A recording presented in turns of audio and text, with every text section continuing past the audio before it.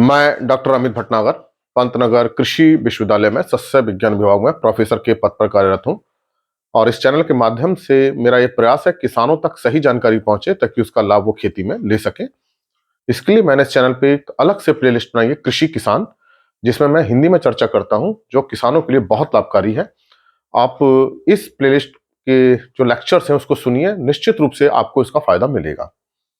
आज जो मैं बात करना चाहता हूं यह है कि हमारे खेतों में मिट्टी में ज्यादा सोडियम क्यों खतरनाक होता है, इससे क्या क्या परेशानियां हो सकती हैं और इससे हम कैसे बच सकते हैं। देखिए, वैसे तो फसलें बहुत सारे पोषक तत्व लेती हैं जिनका अलग अलग महत्व है, अलग अलग रोल होता है, लेकिन 17 पोषक तत्व बहुत ही आवश्यक होते हैं जिसके बिना पौधे अपना जीवन चक्र पूरा नहीं कर सकते। इन 17 पोषक तत्वों के अलावा भी बहुत सारे पोषक तत्व हैं जो फसलों की ग्रोथ में और बहुत सारी चीजों में हेल्प करते हैं। उनमें एक सोडियम भी है, सिलिकॉन भी है, एल्युमिनियम भी है, बहुत सारे तत्व होते हैं। लेकिन ये जो तत्व हैं ये सब मिट्टी से ही लिए जाते हैं और ये मिट्टी में जो मिनरल्स होते हैं उससे बनते हैं।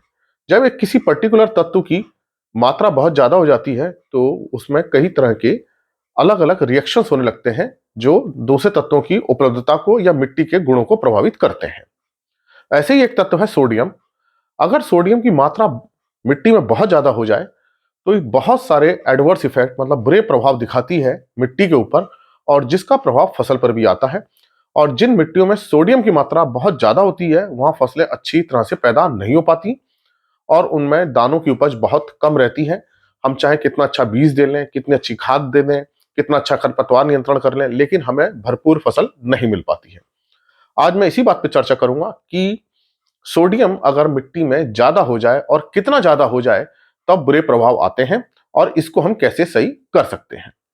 देखिए, जो हम सोडियम की बात करते हैं, अगर हम इसका अंग्रेजी इसमें केमिस्ट्री की बात करें तो इसका जो सिंबल होता है Na होता है, कैपिटल N और स्मॉल a, ये सोडियम का है। इस हर तत्व का एक अपना सिंबल है, पहचान है, ये सोडियम का है। और ये एक अच्छा तत्व है, ऐसा नहीं है, फसलों की वृद्धि के लिए बहुत सहायता करता है, लेकिन मिट्टी में इसकी अधिकता हो तब ये समस्या करता है। तो पहले तो मैं बात करूंगा कितना अधिकता जो है नुकसान करती है। कोई भी तत्व है अगर वो अधिक होगा वो नुकसान करेगी। अधिकता हर चीज की बुरी होती है, इसी तरह से सोडियम की अधिकता भी बहुत ज्यादा बुरे प्रभाव डालती है। अब जो ये सोडियम होता है मिट्टी के अंदर, मिट्टी के कणों पे नेगेटिव चार्ज होते हैं, ऋणात्मक चार्ज होते हैं, उनके ऊपर ये सोडियम जो है प्लस में होता है, उसके ऊपर ये मिट्टी के ऊपर रहता है। तो हम इसकी विनिमय मात्रा देखते हैं, मतलब कितना मिट्टी में आ सकता है, कितना पानी में आ सकता है और कितना दूसरे तत्व से ये हट सकता है। इसको बोलते हैं एक्सचेंजेबल विनिमय। तो मिट्टी के ऊपर ये बैठा रहता है और पानी में आता रहता है और मिट्टी के ऊपर आता है, पानी में जाता है। तो इस तरह का चक्र चलता रहता है।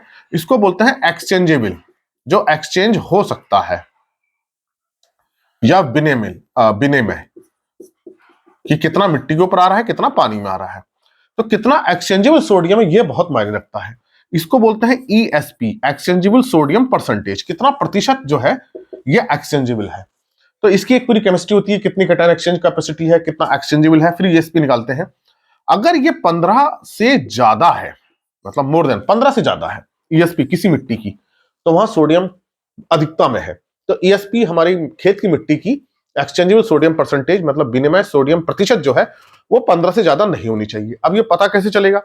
ये तभी पता चलेगा जब हम मिट्टी की जांच कराएंगे, उसकी CEC कैटायन एक्सचेंज कैपेसिटी देखेंगे, तब ये हमको ये पता चलेगा कि हमारी खेत में कितना ESP है, सोडियम है। तो सोडियम की जो मात्रा एक्सचेंजेबल जो है वो मायने रखती है, क्योंकि वो मिट्टी में रहती है, फिर पानी में आती है, पानी में आकर के फिर जड़ों पे जाती है, उस पर प्रभाव दिखाती है। बहुत ज्यादा मिट्टी पे हो तो मिट्टी पे बुरा प्रभाव दिखाती है। तो ESP एक्सचेंजेबल सोडियम परसेंटेज 15 से ज्यादा है, तो ये एक्सचेंजेबल सोडियम 15% से ज्यादा हो रहा है तो ये नुकसान कर रहा है। तो ये तो हमारा मिट्टी की जांच से पता चलेगा लैब में।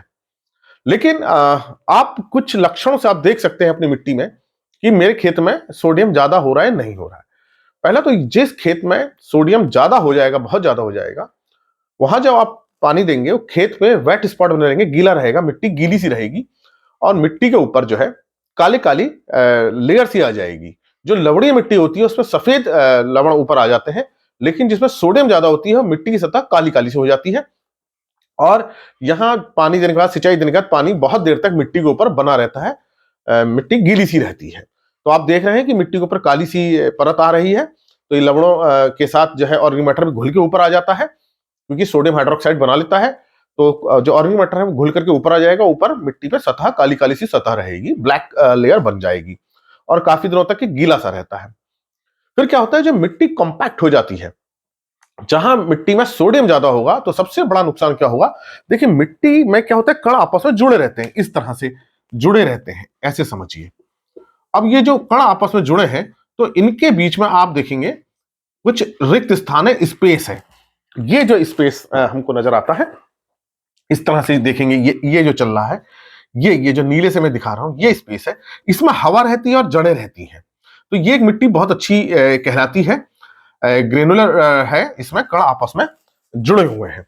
लेकिन ये कण की अवस्था टूट जाती है अगर सोडियम ज्यादा आ जाए। अगर सोडियम ज्यादा हो जाता है तो ये कण एक दूसरे के ऊपर ऐसा होकर के कंपैक्ट लेयर बना लेते हैं। अब इसमें जो रिक्त स्थान है, जो पोर स्पेस है, बहुत कम रह जाता है। अब जो स्पेस कम रह जाएगा तो इसके अंदर वायु संचार नहीं होगा, जड़ें अच्छी से नहीं करेंगी, पानी भी नीचे नहीं जा पाएगा सही ढंग से, तो पानी ऊपर बना रहेगा। इसी कारण से ये हमें कैसा स्पॉट दिखाई देता है, गीला स्पॉट दिखाई देता है। जबकि पानी जब ऊपर छोड़ेंगे तो मिट्टी में नीचे अच्छा चला जाएगा। तो अगर मिट्टी में कंपैक्ट हो रही है, पानी नीचे सही ढंग से नहीं जा रहा, जड़ों की वृद्धि कम हो जाएगी, तो ये कॉम्पैक्ट सॉइल हो जाती है।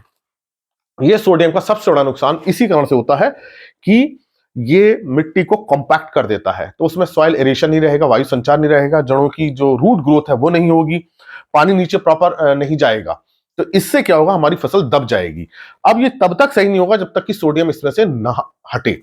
सोडियम बना रहेगा ज्यादा तो ये अवस्था मिट्टी की हो जाएगी। इसी दशा के कारण हमारी फसल भी खराब होने लगती है। अब फसल कोई पोषक तत्वों को अवशोषण नहीं कर पाएगी। सोडियम बहुत ज्यादा है तो जड़ें किसको लेंगी, सोडियम की लेंगी, और सोडियम की टॉक्सिसिटी होने लगेगी, मतलब सोडियम विष का काम करने लगेगा पौधों के अंदर। एक तो दूसरे पोषक तत्व मिल नहीं पा रहे सही से, उसे ऑक्सीजन जड़ों को मिल नहीं पा रही, वायु मिल नहीं पा रही, पानी भी सही से मिल नहीं पा रहा क्योंकि पानी नीचे जा नहीं पा रहा है, जड़ें अपना अच्छा काम नहीं कर पा रही, जड़ें नीचे जा रही, और पौधे के अंदर सोडियम की अधिकता हो गई। तो कुल मिलाकर के यह है कि मिट्टी तो खराब हुई हुई, पौधे भी, पूरी फसल भी हमारी खराब हो गई। तो इसलिए इस सोडियम को हटाना बहुत जरूरी है। इसकी अपनी खेत की 15 से कम करना जरूरी है, और यह तभी हो सकती है जब हम इसके अंदर जिप्सम डालें। तो आप जब तक जिप्सम का प्रयोग नहीं करेंगे तब तक यह सोडियम कम नहीं होगा, हमारी मिट्टी भुरभुरी नहीं होगी और वायु संचार अच्छा नहीं होगा, जड़ें अच्छी नहीं होंगी। तो आपको जिप्सम डाल के इसकी लीचिंग करानी है। इसके लिए क्या करना है, फसल बोने से पहले आप मई जून में इसको जिप्सम को डालें और खेत में अच्छी तरह से 10-15 सेंटीमीटर तक इसको अच्छी तरह से मिला दें, हैरो चला करके अच्छी तरह से जिप्सम तक की सॉइल में जो सोडियम उसके साथ रिएक्शन कर सके, और चारों तरफ अच्छी मेड़ बना करके पानी भर दीजिए। 7 से 10 दिन तक पानी लगातार भर के रखें और फिर उसको लीच होने दीजिए, निच्छालन होने दीजिए। तो ये जो जिप्सम में जो कैल्शियम होता है, जिप्सम के अंदर कैल्शियम होता है, ये कैल्शियम जो है सोडियम को हटा देता है, सोडियम को हटा देता है, और सोडियम जो है सल्फेट बन करके नीचे चला जाता है। तो ये जो सोडियम सल्फेट नीचे चला जाएगा, जब हम मिलाएंगे तो हमारी मिट्टी में से सोडियम जैसी कम होगा तो ये मिट्टी खुलने लगेगी, फुल अच्छी हो जाएगी, भुरभुरी हो जाएगी। तो ये जो कंपैक्ट मिट्टी थी वो भुरभुरी हो जाएगी। तो ये जिप्सम से ही हो संभव है, और उसका जिप्सम मिलाने के बाद लीचिंग भी करानी है। ऐसा नहीं कि आपने जिप्सम मिला के छोड़ दिया, वो जब तक आप पानी नहीं भरेंगे, रिएक्शन करके जिप्सम नीचे नहीं जाएगा, तब तक मिट्टी भुरभुरी नहीं होगी। तो ये आपको काम करना है, जिप्सम मिलाना है। अब बात ये आती है कितना जिप्सम मिलाएं। देखिए, अगर सामान्य मिट्टी होती है, मतलब हम केवल कैल्शियम सल्फर के लिए देते हैं, तो 200 किलोग्राम प्रति हेक्टेयर पर्याप्त होता है। लेकिन यहां हमको सोडियम हटाना है तो इसमें बहुत ज्यादा जरूरत पड़ती है, जिप्सम की बहुत ज्यादा डालना पड़ता है। अब हमको देखना पड़ता है हमारी ईएसपी कितनी है और पीएच कितनी ज्यादा है। पीएच मान लीजिए 9 जा रही है तो हमें बहुत ज्यादा जिप्सम डालना पड़ेगा। पीएच 8 जा रही है तो जिप्सम हमें कम डालना पड़ेगा। ईएसपी मान लीजिए 25 हो रही है तो ज्यादा डालना पड़ेगा। ईएसपी 20 है, 16 है, 17 है, 15 है, तो हमें जिप्सम कम डालना पड़ेगा। अब इसकी पूरी गणना होती है, जब आप जांच कराएंगे तब पता चलेगा। लेकिन मान लीजिए आप जांच नहीं करवा पा रहे हैं या सुविधा उपलब्ध नहीं है, लेकिन आपको पता चल रहा है कि मेरी मिट्टी कंपैक्ट हो गई है खेत की और मुझे जिप्सम डालना है, तो मैं कितना जिप्सम डालूं। तो आप शुरू में 3-4 टन जिप्सम डाल करके, ये बिल्कुल फिक्स वैल्यू नहीं कह रहा, आप 5 टन भी कर सकते हैं, 3 टन भी कर सकते हैं, 4 टन भी कर सकते हैं। इतना जिप्सम आप 1 हेक्टेयर खेत में डाल करके आप उसका पहले निच्छालन कर लीजिए, तो आपको सुधार नजर आएगा। अगले साल फिर अगर नहीं सुधरती उतनी अच्छा, तो फिर 4-5 टन जिप्सम डाल के और आप सुधार कर सकते हैं। तो शुरू में आप 3-4 टन जिप्सम डाल के देख लीजिए कि सुधार हुआ नहीं हुआ, क्योंकि कई चीजों पर निर्भर करता है। और एग्जैक्ट अमाउंट आप चाहते हैं कि वास्तव में कितना मुझे डालना है, तो पूरा आपको सॉइल टेस्टिंग करानी पड़ेगी, पूरा उसका एनालिसिस कराना पड़ेगा। फिर जिप्सम रिक्वायरमेंट, इसकी एक केमिकल इक्वेशन होती है, उसका एक सूत्र होता है, फार्मूला होता है, उससे ये निकलता है। लेकिन ये सूत्र तभी हम बना सकते हैं जब हम पूरा पता हो कि मिट्टी की पीएच कितनी जा रही है, उसमें सीईसी कितनी है, एक्सचेंजेबल सोडियम कितना है, ईएसपी कितनी है, तभी हम उस सूत्र का प्रयोग कर सकते हैं। लेकिन हमको वो मिट्टी की जांच की सुविधा उपलब्ध ही नहीं है, तो ये सूत्र फिर हम काम नहीं कर पाएगा। तो एक मैंने आपको एक सामान्य मात्रा बता दी है, 3 से 4-5 टन आप डाल दीजिए और मिट्टी में अच्छी तरह से मिला दीजिए, 7-8-10 दिन तक पानी भर के छोड़ दीजिए ताकि वो नीचे लीच कर जाए, तो निश्चित रूप से उसमें सुधार होगा। तो ये बात आपको समझ में आई होगी कि जिप्सम बहुत खतरनाक है अगर ये इसकी एक्सचेंजेबल अमाउंट 15 से ज्यादा हो जाए। तो आप अपने खेत में नजर रखिए, मिट्टी कॉम्पैक्ट हो रही है तो उसमें जिप्सम मिलाते रहिए, और बहुत ज्यादा कॉम्पैक्ट हो रही है, बहुत सोडियम हो रहा है, तो जिप्सम मिला के उसका निच्छालन भी कीजिए ताकि सोडियम नीचे चला जाए। सामान्यतः जिप्सम जो है मिट्टी को भुरभुरा करता है, उसमें वायु संचार बढ़ाता है, लेकिन उसको सोडियम को हटाने के लिए फिर हमें निच्छालन करना पड़ता है। तो ऐसा नहीं है कि हर बार आपको जिप्सम डाल के निच्छालन करना पड़ेगा। अगर सोडियम की अधिकता नहीं है तो सामान्य रूप से जिप्सम बहुत अच्छा काम करता है, कैल्शियम देता है, सल्फर देता है, दोनों आवश्यक पोषक तत्व हैं, मिट्टी को भुरभुरा करता है। तो मिट्टी की उर्वरता के लिए जिप्सम मिला सकते हैं सामान्य दशा में भी। लेकिन अगर सामान्य दशा नहीं है, मतलब सॉइल में सोडियम ज्यादा हो रही है, ये एल्कली सॉइल हो रही है, सोडिक सॉइल हो रही है, ये क्षारीय हो रही है, जिसमें क्षार की मात्रा बढ़ रही है, सोडियम बढ़ रहा है, तब आपको निच्छालन करना पड़ेगा। तो ये आशा है मेरी बात आपको समझ में आई होगी कि जिप्सम हमें कितना मिलाना है और कब लीचिंग करनी है, कब नहीं करनी है। लीचिंग आपको तभी करनी है जब सोडियम बहुत ज्यादा हो रहा है, क्षार बहुत ज्यादा हो रहा है, सॉइल आपकी सोडिक है, एल्कली है, और 7-8-10 दिन तक पानी भर के आपको ये काम करना है। तो इन वीडियोस को ज्यादा से ज्यादा लोगों के साथ शेयर करें ताकि वो अपने खेत में सुधार कर सकें, उनको भी अच्छा उत्पादन मिले। कृषि किसान प्लेलिस्ट को देखिए, और अगर चैनल सब्सक्राइब किया तो सब्सक्राइब कीजिए। धन्यवाद।